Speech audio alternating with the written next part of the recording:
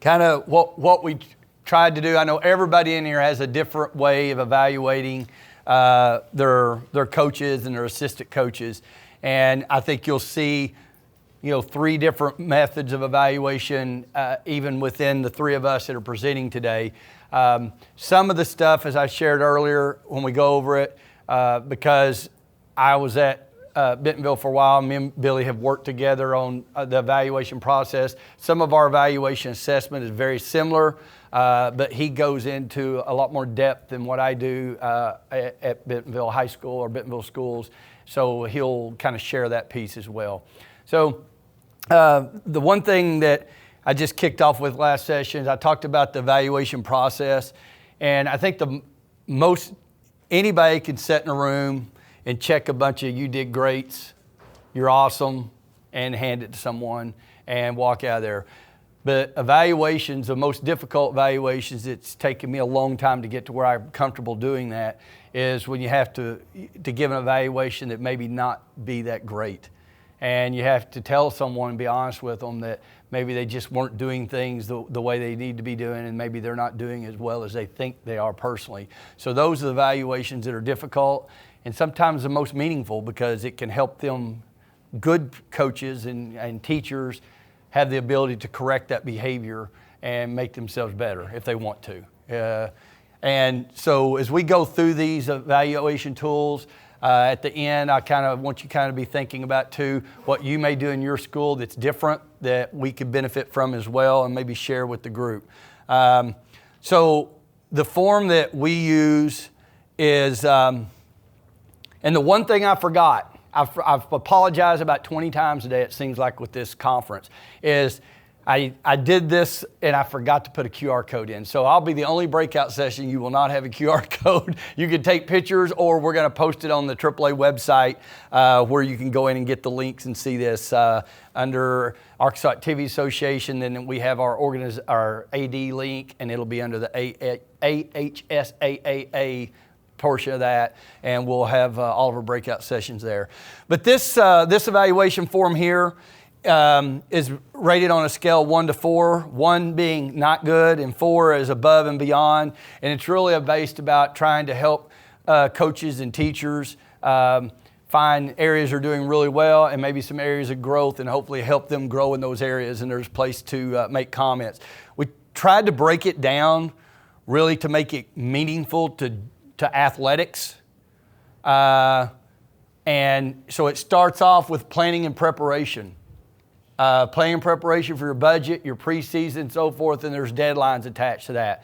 So just to give an example, I won't talk through all these, but if we're talking about planning and preparation for budget, in the spring, coming up soon, I will meet with our coaches, and I can do that because we're in a smaller school, so it gives me the flexibility to meet with every single coach and work on their budget. And they'll make a list of things they need, they absolutely have to have, and then they make a list of things they want.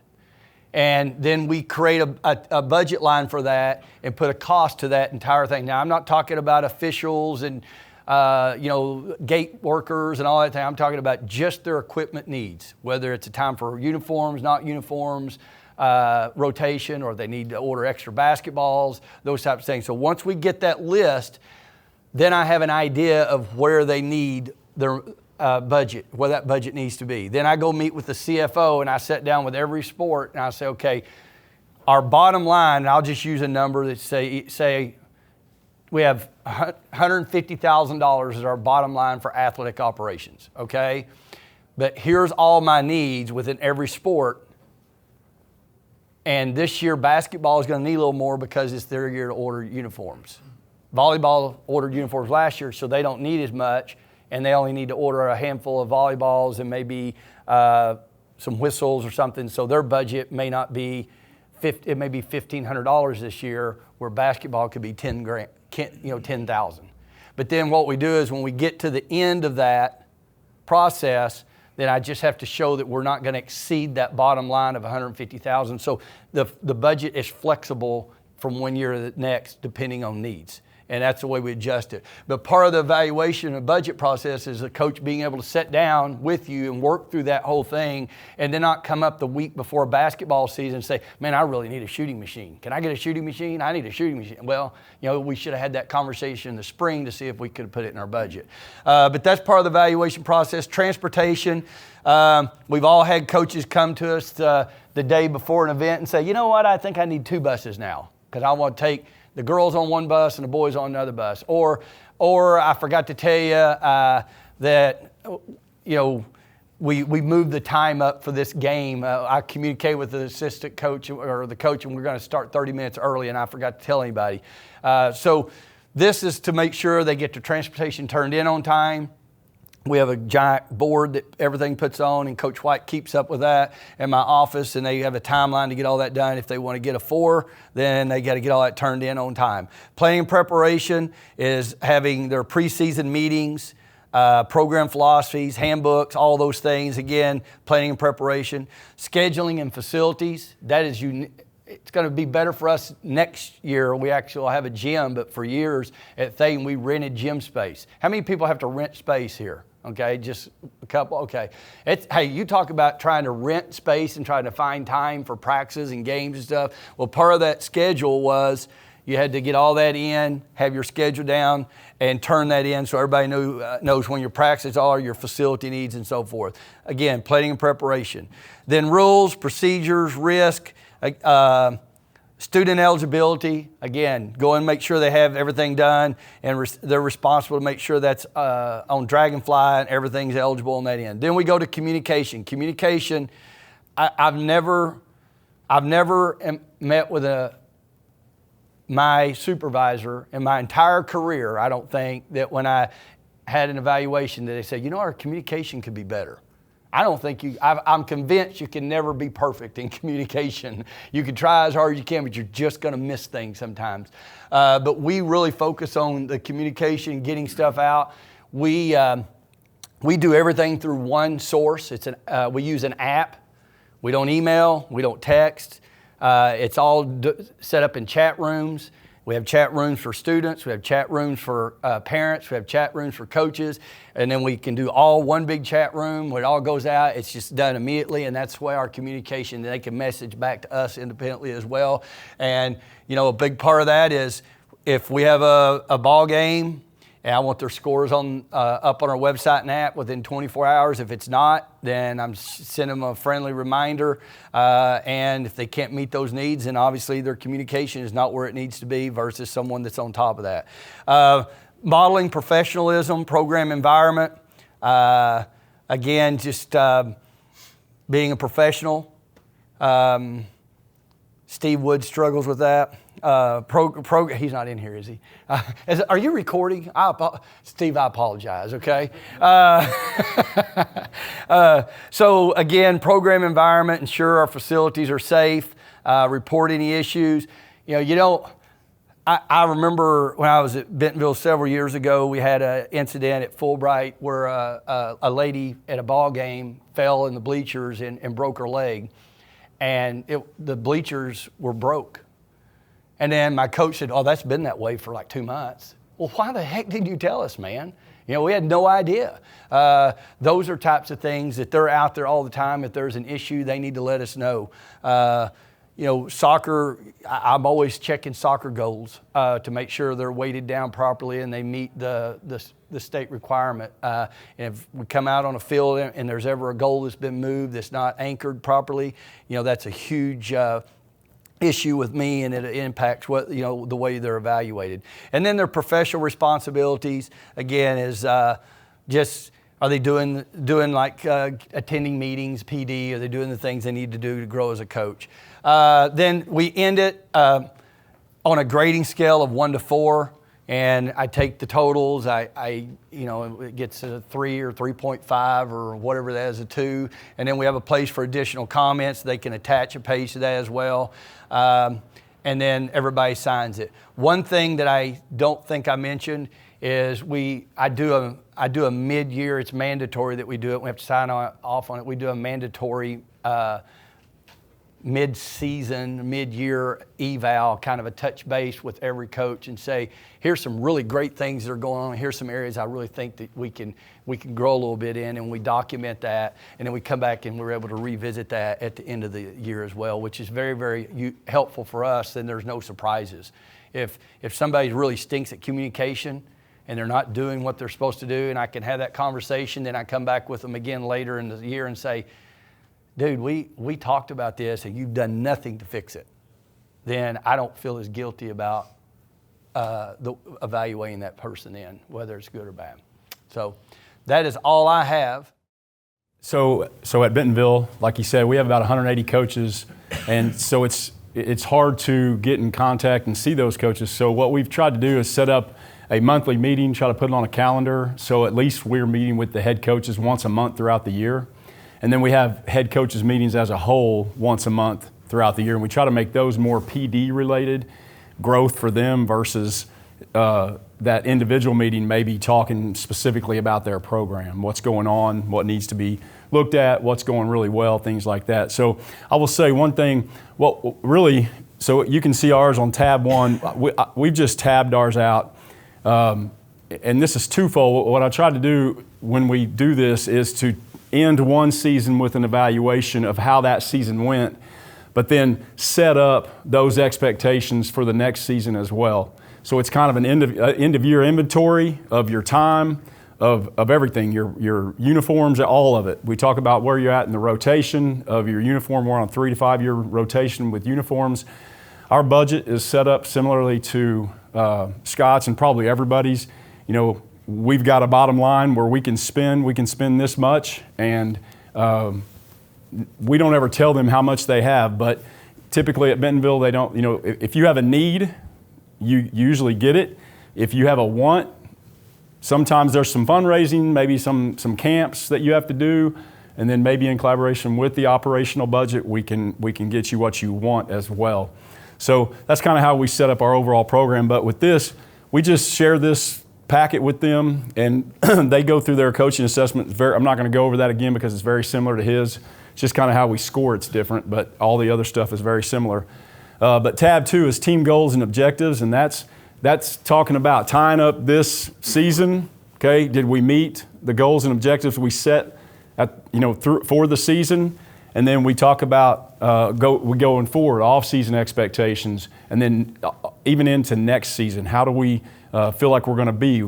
Kind of doing that crystal ball. If everything goes well, what is it? What's our vision for improvement and program strengths and challenges? I would say this. I quote this all the time. Dr. Jones, our superintendent, she's a rock star. She really is, and she's very direct but kind. And you can be direct and kind at the same time. It's hard for me because my tone gets in the way sometimes. But she says clear is kind, and I couldn't agree more. Now, when she's very clear with me, sometimes that's hard, right? Sometimes that constructive criticism is hard to hear. But at the end of the day, when you are filling this out, nothing should be a surprise to that coach. I didn't know I was doing that. That should have been talked about throughout the year. So that final evaluation, this is just all paper. This is just the final. You should have already addressed things throughout the year, right? So I think that's the most important piece of any evaluation, is that expectation throughout the year and that conversation and communication throughout the year. So tab 3 is complete equipment inventory for your program. Include all equipment, clothing, uniforms. That just helps us keep track of stuff, and they don't have to use the form that we've attached here. If they already have their system, because I've been there 3 years, I'm not making them recreate their system. They can just link it to this, or they can just hand in a paper copy of it. Just as long as we know that you're keeping track of your stuff, taxpayer money, all that stuff, trying to be good stewards of all that. Then tab 4 is a fundraising events, summer camps, youth teams plan. So we just have them plan out their year all the way through. What's it look like in the summer? What are we doing in the off season? Who's your strength conditioning? Who's running that? We want to see, are we seeing the benefit of that strength conditioning coach or whoever's running that program if you don't have a strength conditioning coach? We talk about fundraising. Yeah, we can. Yeah, I'll go in that tab right there. So that's what it looks like when we set the team goals and objectives. We kind of, up on the top in the pink, just kind of giving an example of what some of those things could be. They'll set their post and off season. They'll talk about the goals and objectives. Did we meet them? Action steps. What are we looking for? How are we going to meet those goals? And then the next season, what's that look like? And how do we talk to our kids? How do we, what are we doing specifically to get better? What did we struggle with last season? And how are we going to fix that this season? This is our uniform equipment sheet, projected needs and estimated costs. So if they're needing something, I need 37 new footballs. They're going to put that on here. I have this many and I need this many. And it just goes on down their equipment list. We talk about the costs. Like I said, they're on a 3 to 5 year rotation. Kind of depends on what sport it is and how rough it is on uniforms, stuff like that. This is the fundraising. We have to do a fundraiser form for every fundraising. We are limited on how many fundraisers you can do per year, per team. We try to not put an use on our community, although everybody thinks in that area it's unlimited. It's not. But it does serve us very well, so no complaints there. Summer camps, what do they look like? Youth program plans, and again, if they have their own document with this on it, this is just a direction. They can link theirs on there. So we go with that. And then we always talk about team honors. We keep track of this, make sure we have good records on team honors. Who got all state, who got all conference, all the stuff, so we can keep track of all that stuff. And then we talk a lot about team numbers. If we notice a program, especially in this day and age of movement, if we notice a program that's bleeding kids, that just overall year to year, 7 through 12 is losing kids, that's a discussion we have. That's huge. Because we all say kids don't leave programs, they leave coaches, they leave people, right? And so we either don't have a connection, just what we talked about this morning or what our speaker talked about. Do they feel seen, heard, valued? Do they have a role, whether they're the 14th kid on your roster? So we talk about all that here, and why do you think you're losing kids? Why do you, all the stuff, or why do you think your program's thriving, right? What are we doing so we continue to do that stuff? So it's really just twofold. Again, it's one, tie up loose ends, tie up time management. Did I struggle in an area? Did I waste a lot of time in transportation or whatever that I shouldn't be wasting as a head coach? Can I delegate some of those things so I can spend more of my time doing these things? And then the second part of that is just setting good, clear expectations for future conversations we're going to have once a month throughout the rest of that year. What they've shown the systems they use, we've did that prior to about 2015, and then pretty much I've gone to this, and actually the coach that each coach fills out their own evaluation deal, what they're going to try to achieve. But ours starts off with when we hire them, and generally if someone comes in for a job, they're going to fill out an application on. There's going to be people's names on there, and I may visit some of those names, and I may not. But there'll be 4 to 6 people I'm going to talk to about this person to get the feel of the person, see if I have interest in it. And then I have a guy, our SID guy, he will go through all the social media, anything that we can find that this person has posted or anybody's family's posted. And that has a lot to do with what we even going to get started with the person. So once that happens, then as a head coach, we have since 2015, as a head coaching position, there's a one-person committee. That's me. I decide who we're going to hire, and it all falls on my shoulders. So that's what the first process I do, and before he's officially hired, I will take him to the head of schools, and he will visit with him a while, and then he can give me an actual complete thumbs up, because the way we're set up in a private school, the head of school, the board hires the head of schools, and then the head of school is in charge of everybody else. I don't report to the board or anybody, only he reports to the board. I report to him, and that's it. So basically it's just it's a pretty small number of participants here. So, and if you get an assistant coach, it'll be a little bit different. A head coach we'll put it out there. We're looking for somebody, and I'll be searching, and then usually the head coach is going to find a person that they want, and then if he gets by me, then if he's going to teach, then he'll have to visit with the principal. Depending on what we call the value of the job. If in football, if it's an offensive coordinator and he doesn't fit any teaching spot, and we got to have him, we'll hire the guy anyway, even though we don't have a teaching spot. If he's the guy, then he's the guy. And so we do that a little different. In public schools, you have what you go through as far as they got to teach and all that stuff, but we go around some things in that area. So I've got to do all that before we ever get to this. And when I get to that, I feel like now it's my job for him to be successful, whether it's a head coach or assistant coach. If he fails, then I feel like I've failed him, because looking at everything, he has met everything that's going for him to be successful at our place. And then a couple weeks before his season starts in the fall, they'll have to fill out this form. But I fill that form out myself after I go through all these people I've talked to, and I have an idea what this person's about.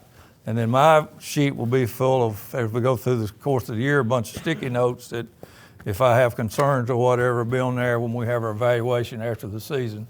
But 2 weeks before, like in the fall, it'll have to be 2 weeks before. After that, they'll do it in our August meeting when we have our big coaches. We have like a 3-hour coaches meeting in August to go over all the rules and regulations that we're going to get into, and then we'll have, as soon as everybody, within 2 weeks, they have our forms back to me, then we'll have a 15-minute talk about what they have put down, and then they won't have another evaluation until after their season.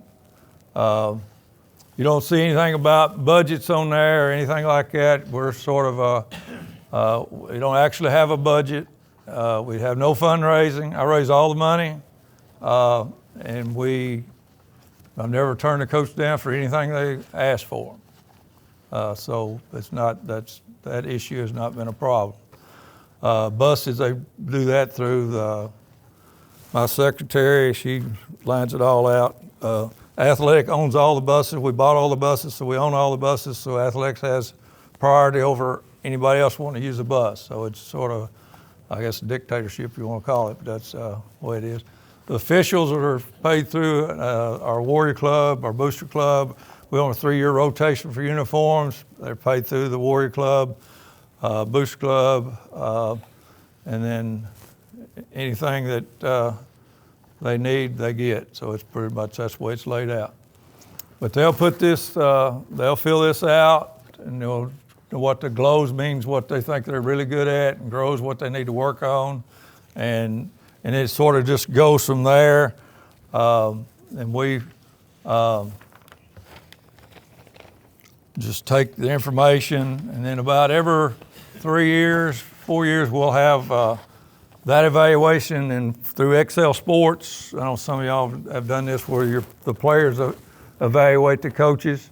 We do a 3-year program with them we do about 3 years, and we skip a few years, but it evaluates, the players evaluate the coaches. It's turned out to be really good, and then all the coaches evaluate the athletic director, the head coaches evaluate the athletic director through this. So, I mean, ours is a lot different from than the public schools. But also, you know, we're, what do you say, taxpayers' money? We don't get any taxpayers' money for any of that stuff. So it's, but that's the way we do it. You know, they have summer camps. Summer camps is that's money that coaches get. It's not fundraiser for the program. They can do whatever they want to with the money. What else do y'all do? Everything else is pretty much set and drive. They basically all they do is have to coach. They don't, mark fields or do any of that stuff. It's 5 minutes, but it's a pretty good gig. We know in our situation that because we don't have teacher retirement, we do have a retirement plan, but we get either old coaches come to us, they're going to get out and stay with us and double dip, or we get young coaches trying to come in. We've been fairly successful in most of our sports, and they try to win and build a resume and then go someplace else. That's just, we're just used to that.